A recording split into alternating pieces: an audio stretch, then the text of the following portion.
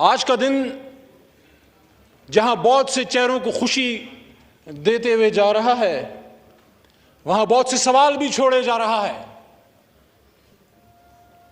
मैंने आज ऐवान में मोहतरम मौलाना फजल रहमान साहब को भी देखा। बैसत पार्लिमानी अमूर के वजीर को मैं उनको वेलकम करता हूं,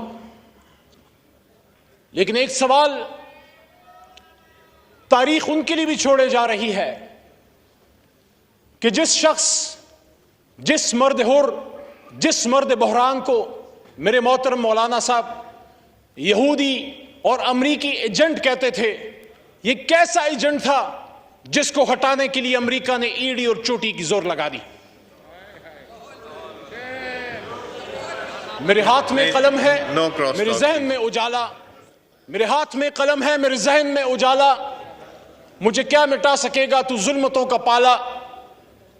मैं तलू हो रहा हूं, तू गरूब होने वाला। आर्जी नाकामी शिकस्त का मुतबादिल नहीं।